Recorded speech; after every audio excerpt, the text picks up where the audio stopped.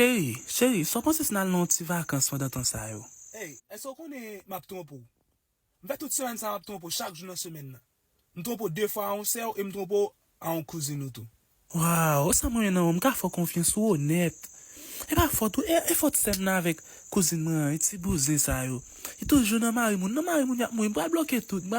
Et puis tout, m'pa vle gen petit avant tout, m'pa vle gen petit, m'pa vle petit. Get man ti moun, m'bral petit tout, m'pa nan bagay ça. Tout journée a fait bri nan zoye moun. En tout cas, moi on connait que ça m'ta penser à la badi, m'te kal la badi chéri. Ça me dit non, a passer petit temps Ou si ou vle la badi, parce que me ko ça pi m'vant tout. Ou gen 3 babines. Et puis quand t'es tout tombé sur genou, ou quoi ba ça ou ap karité non bikini? Mais ça me dit, il est honnête, et ça fait me faire confiance. Moi, moi, sans filtre. Ou pas acheter fille, ou pas bagarre l'argent, li, m'apprécie ça. Et puis, merci, ou pas besoin d'inquiéter pour moi, m'a gérer ça. Wow. M'raze. Qui ça dit? M'dou m'raze. Sous dépôt bouda ou besoin femme. À maman pour être bouda chiré.